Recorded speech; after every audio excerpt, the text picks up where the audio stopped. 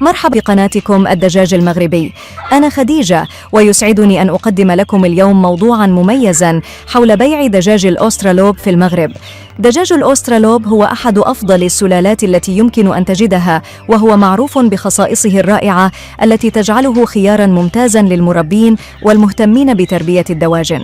دعوني أشارككم بعض المعلومات حول هذا الدجاج المميز. إنتاجية عالية للبيض. دجاج الأسترالوب يعتبر من أكثر السلالات إنتاجا للبيض.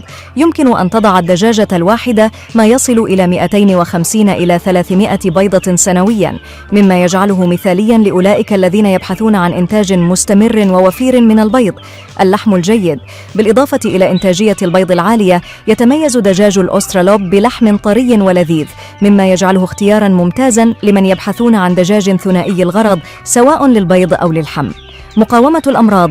هذه السلالة معروفة بقوتها ومقاومتها العالية للأمراض، مما يقلل من الحاجة إلى العناية الصحية المكثفة، ويضمن بقاء الدجاج بصحة جيدة لفترة طويلة.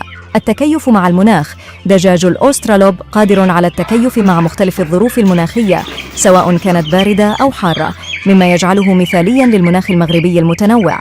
نحن في الدجاج المغربي نقدم لكم دجاج الأسترالوب بأفضل جودة، ونحرص على توفيره لكل الراغبين في اقتنائه عبر جميع مدن المغرب.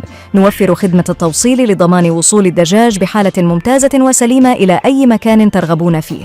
وأود أن أؤكد لكم أنني خديجة سأقوم شخصيا بالإشراف على عملية إرسال الدجاج لضمان تقديم أفضل خدمة ممكنة. إذا كنتم ترغبون في تربية دجاج الأسترالوب في منزلكم أو مزرعتكم، فإليكم بعض النصائح الهامة. التغذية الجيدة.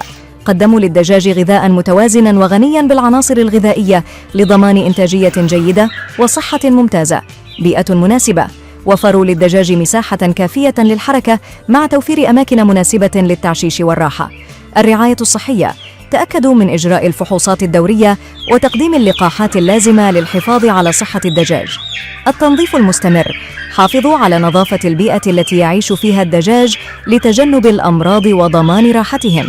في الختام، نسعى في الدجاج المغربي لتقديم أفضل أنواع الدجاج لعملائنا الكرام.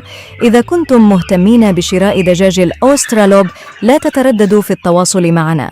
سأكون سعيدة بخدمتكم وتوصيل طلبكم إلى أي مكان في المغرب.